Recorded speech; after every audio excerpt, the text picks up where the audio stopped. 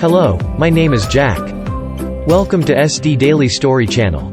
Today's story name is Keesh. It was written by Jack London. Let's get started. Have enjoy. Keesh lived at the edge of the polar sea. He had seen 13 suns in the Eskimo way of keeping time. Among the Eskimos, the sun each winter leaves the land in darkness, and the next year a new sun returns, so it might be warm again. The father of Keesh had been a brave man, but he had died hunting for food. Keesh was his only son. Keesh lived alone with his mother, Ikiga. One night, the village council met in the big igloo of Kloshkwan, the chief. Keesh was there with the others. He listened, then waited for silence. He said, "It is true that you give us some meat, but it is often old and tough meat, and has many bones." The hunters were surprised. This was a child speaking against them. A child talking like a grown man. Keesh said, "My father, Bok, was a great hunter. It is said that Bok brought home more meat than any of the 2 best hunters, and that he divided the meat so that all got an equal share." "Nah, nah," the hunters cried. "Put the child out. Send him to bed. He should not talk to graybeards this way." Keesh waited until the noise stopped. "You have a wife, Ugluk," he said, "and you speak for her. My mother has no one but me, so I speak. As I say, Bok hunted greatly, but is now dead. It is only fair, then, that my mother, who was his wife, and I, his son, should have meat when the tribe has meat. I, Keesh, son of Bok, have spoken." Again there was a great noise in the igloo. The council ordered Keesh to bed. It even talked of giving him no food. Keesh jumped to his feet. "Hear me," he cried. "Never shall I speak in the council igloo again. I shall go hunt meat like my father, Bok." There was much laughter when Keesh spoke of hunting. The laughter followed Keesh as he left the council meeting. The next day, Keesh started out for the shore, where the land meets the ice. Those who watched saw that he carried his bow and many arrows. Across his shoulder was his father's big hunting spear. Again there was laughter. One day passed, then a second. On the 3rd day, a great wind blew. There was no sign of Keesh. His mother, Ikiga, put burned seal oil on her face to show her sorrow. The women shouted at their men for letting the little boy go. The men made no answer, but got ready to search for the body of Keesh. Early next morning, Keesh walked into the village. Across his shoulders was fresh meat. "Go, you men, with dogs and sleds, follow my footsteps. Travel for a day," he said. "There is much meat on the ice, a she-bear and her 2 cubs." His mother was very happy. Keesh, trying to be a man, said to her, "Come, Ikiga, let us eat, and after that I shall sleep, for I am tired." There was much talk after Keesh went to his igloo. The killing of a bear was dangerous, but it was 3 times more dangerous to kill a mother bear with cubs. The men did not believe Keesh had done so, but the women pointed to the fresh meat.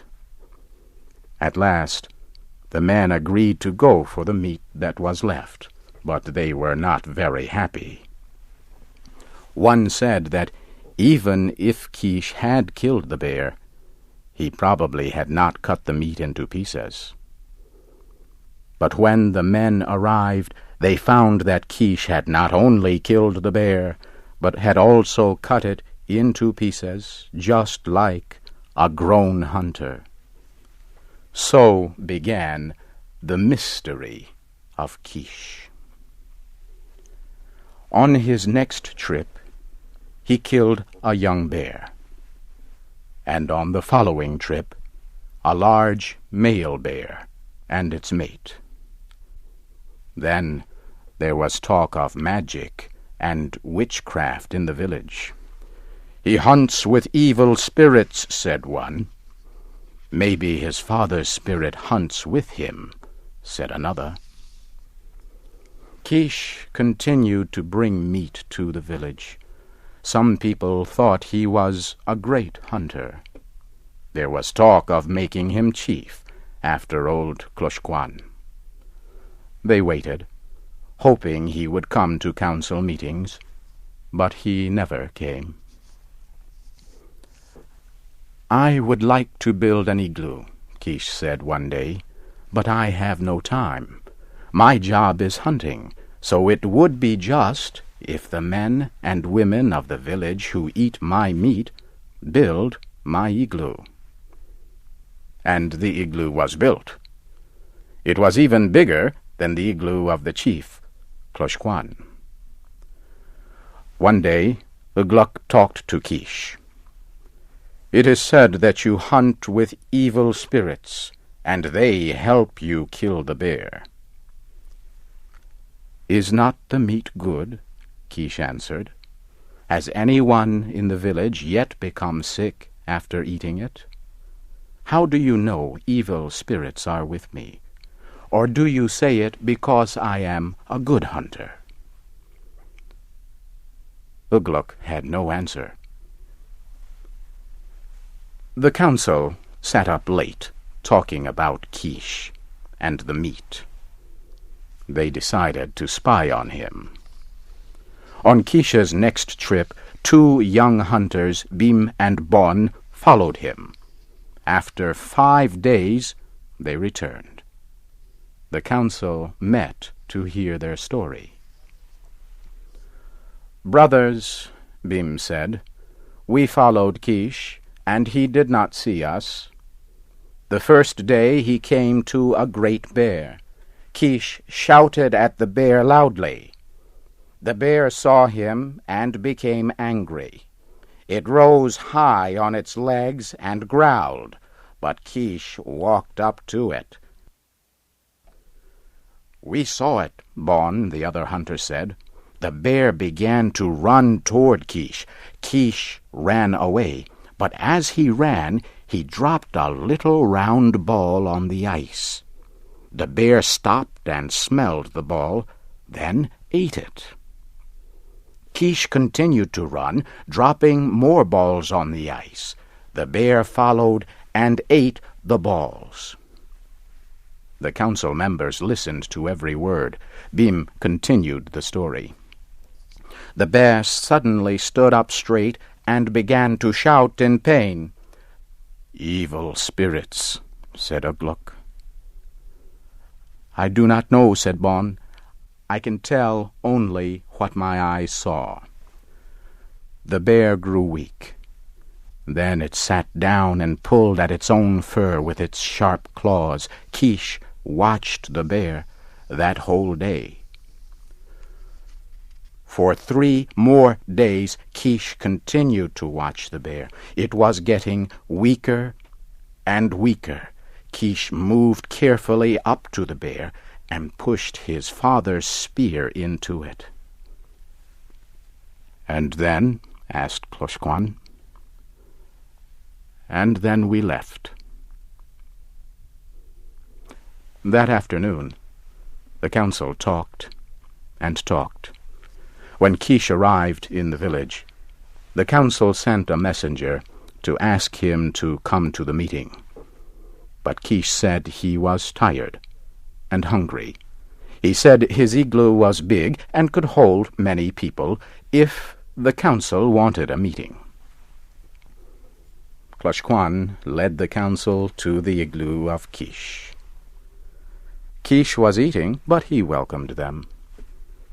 Kloshkwan told Keesh that 2 hunters had seen him kill a bear, and then, in a serious voice to Keesh, he said, "We want to know how you did it. Did you use magic and witchcraft?" Keesh looked up and smiled. "No, Kloshkwan, I am a boy. I know nothing of magic or witchcraft. But I have found an easy way to kill the ice bear. It is headcraft, not witchcraft."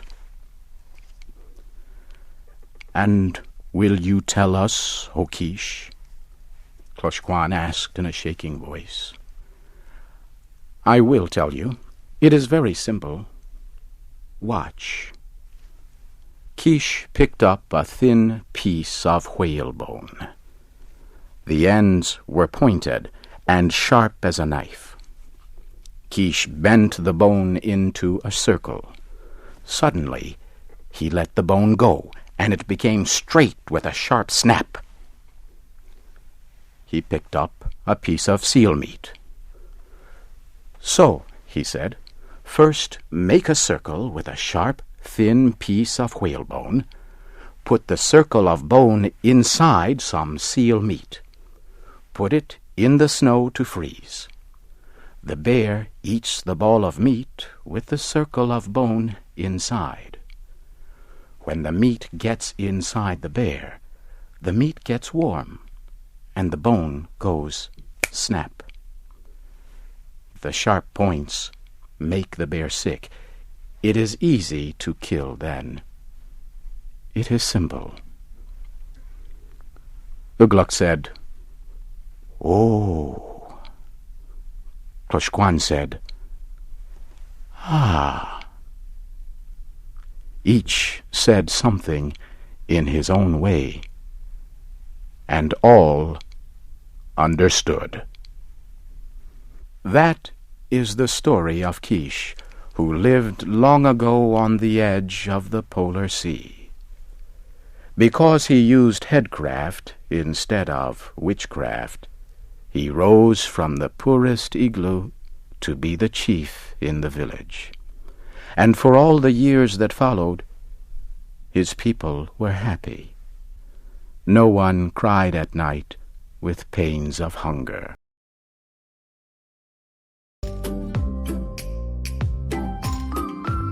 Hello again. I hope you liked the story.